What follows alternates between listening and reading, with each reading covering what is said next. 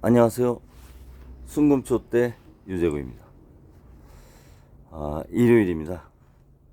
오늘도 유익한 하루 보내시기 바랍니다.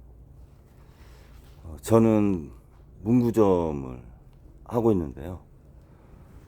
한 30평 정도 이렇게 영세하게 하고 있습니다. 저 같은 경우는 최종 소비자하고 이렇게 만나는 소매업인데요. 대주 시장이 어느 정도 어렵냐면은 뭐 다 아시겠지만 제품이 생산이 돼서 최종 소비자까지 가는 유통 경로가 제조업에서 생산하면 대부분 총판이 있어요. 그럼 총판이 물건을 받아서 대리점에 주고 대리점이 저희 같은 소매상에 이렇게 주는 형태입니다.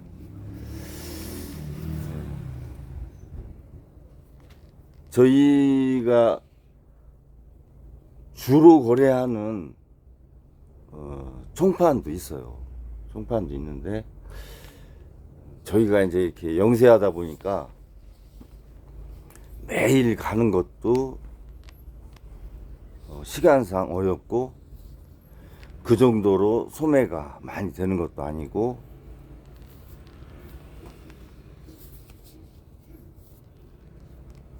경비적인 문제도 있고 하다 보니까 대리점 하시는 분들이 일주일에 한 번씩 이렇게 들려요. 흔히 얘기하는 봉고차로 해서 제가 지금 7년 차인데요. 처음에 할 때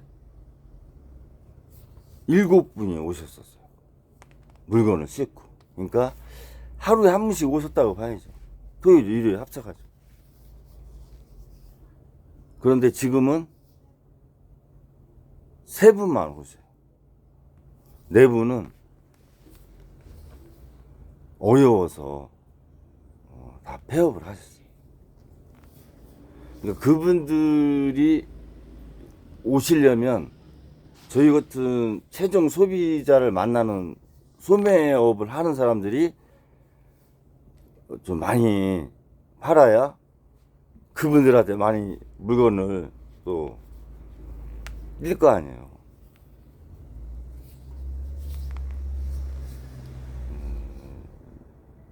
반이 넘게 줄은 거죠. 7분 중에 4분이 그만뒀으니까. 지금 오시는 3분도 이제 어렵다고 하세요. 유통시장이 그렇게 위축되고 소비가 많이 줄어드는 거죠. 그 정도로. 물론 처음에 시작한 뭐 7년 전이나 그때만 해도 인터넷 구매율이 40% 50% 됐죠. 지금은 65% 많으면 80%까지 10번 중에 7, 8번을 인터넷 구매 하시니까 그 20, 30% 시장을 가지고 소매점, 로드샵이 운영을 하는 건데 이런 로드샵도 대형화가 안 되면 현실적으로 경쟁력이 없는 거죠. 마케팅이 뭐 중요한 포인트 4P 얘기 하잖아요. 프로젝트, 제품, 프라이스, 가격, 프로모션, 홍보, 판촉, 퍼블릭. 홍보죠. 프로모션이 판촉이고. 근데 제품 면에서는 똑같죠. 제품은 제조사가 같으니까 가격은 다를 수 있어요. 매장이 크면 한 번에 많이 뛰면 아무래도 가격이 싸죠.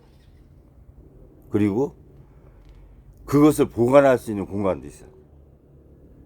매장이 만약에 100평이다 그러면은 못해도 5, 60평은 있어야 재고를 갖고 있죠.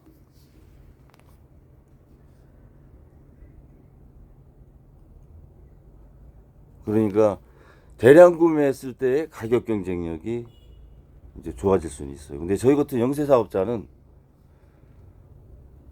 이렇게 많이 떼어놓기가 좀 어렵죠. 그만큼 회전율도 떨어지고 요즘은 또 이렇게 좀 신상품이라고 나오면 6개월 지나면 벌써 구상품이 돼요. 소비 트렌드가 바뀌었어요. 그러면 구매해 놓은 거에 예를 들어서 만 30%만 판매가 되고 70% 나왔다. 이게 악성 재고가 되는 거예요. 이미 이제 소비 트렌드가 지나버려요. 그러니까 대량 구매도 회전율이 없으면 못하는 거고.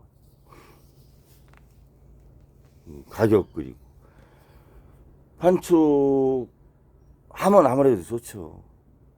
뭐 볼펜에 자기 상호 이렇게 인쇄해가지고 오시는 분들한테 뭐 하나씩 드리고 하면 좋은데, 근데 그렇게 하기에는 가격 대비 효과가 이렇게 많이 승수 효과가 많진 않아요. 저도 몇 번 해봤는데 효과를 많이 못 봤어요. 그만큼 온라인 시장이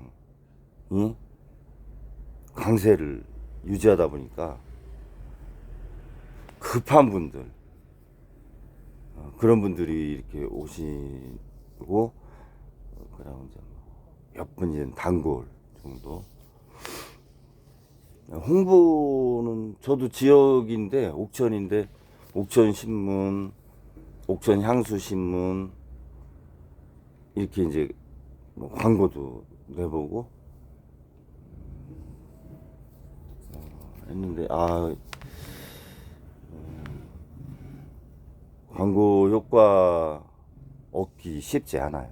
이게 DM 발송을 하면 그걸 보고 구매하러 오시는 확률이 2, 3%밖에 안 된다잖아요. 그러면은 100명을 보내면 두세 분만 보는 거야. 그런데 그 DM을 발송하는 비용도 그게 뭐 10,000장, 20,000장 되면요 가격이 500만 원, 1,000만 원 되는 거예요.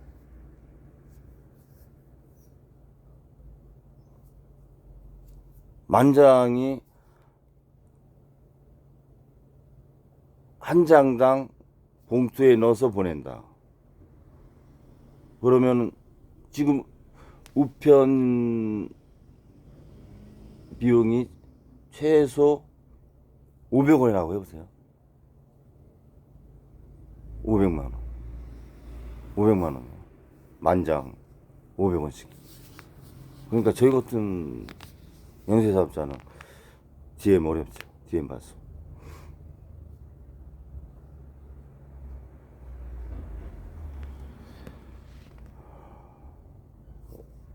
어차피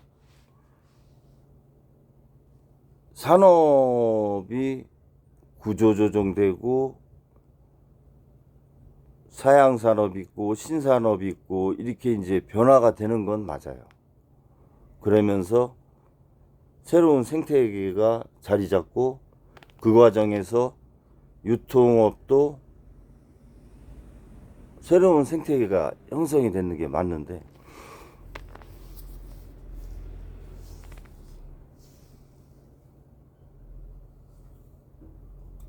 특히 AI 이제 시대 때는 무인점포가 이런 로드샵 같은 경우 대세가 되지 않을까. 이런 생각도 들고, 또 글로벌 플랫폼 또 자리를 많이 차지할 겁니다. 지금 신세계 지마켓이 알리하고 글로벌 플랫폼 했는데 국내에서 조금 냉소적이라고 하잖아요. 그 외국 플랫폼하고 이렇게 합작을 했다고 하는데, 결국은 같은 제품을 싸게 하면 또 구매를 하시게 되거든요. 좀 더 지켜볼 상황이고요, 그 부분은. 아무튼 유통시장이 지각 변동된 거는 10년이 넘었어요. 한 15년 이상 됐고, 지금은 또 새로운 역습이 오는 거죠, 저희 같은 경우.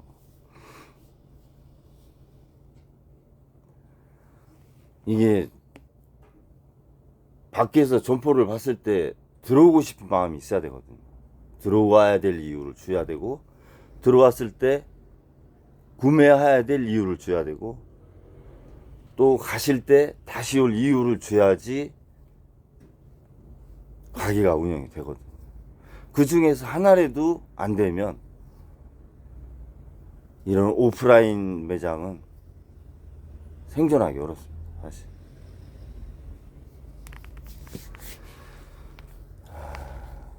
이런 마케팅 사업비를 보았을 때 제가 이렇게 보면 난감하죠. 어디서 경쟁력을 갖춰야 되나. 결국은 서비스고 친절해야 되는데, 제가 좀 그렇지 못한 것 같아요. 집사람은 잘해요. 잘하는데 저는 잘해야 되는데 이게 쉽지 않더라고요. 이게 여러 가지 장사가, 그래서 아무나 하면 아는 게 아닌 것 같아요. 사업도 그래요.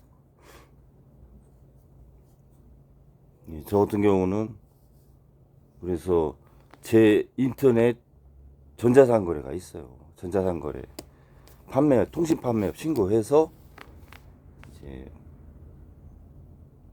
기프트 사이트가 있어요. 옥천이고, 옥천이 정지용 시인님의 향수의 고장이라고 해서 저는 이제 향수 기프트, 사업자는 하구문구 센터인데 이제 홈페이지는 기프트는 향수 기프트 이렇게 쓰는데, 이렇게